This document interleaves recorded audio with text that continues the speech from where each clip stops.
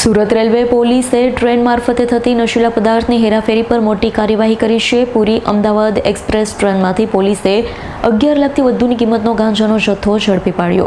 મળતી માહિતી મુજબ નિયોલ રેલવે સ્ટેશન નજીક પહોંચતા પહેલા ટ્રેનના રિઝર્વેશન કોચ અને એન્જિનથી બીજા નંબરના જનરલ કોચ વચ્ચે એક બિનવારસી બેગ જોવા મળી. પોલીસે અગાઉથી મળેલી ચોક્કસ બાતમીના આધારે આ બેગને ચેક કરી હતી. તપાસ દરમિયાન બેગમાં વિમલ લખેલો થેલો મળી આવ્યો.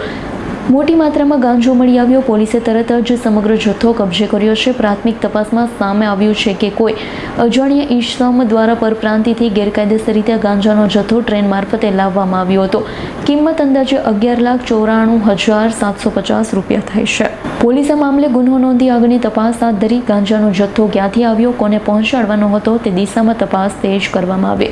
સુરત પોલીસની કાર્યવાહી નશીલા પદાર્થની હેરાફેરી સામે કડક સંદેશ આપતી કામગીરી તરીકે જોવામાં આવી રહી છે.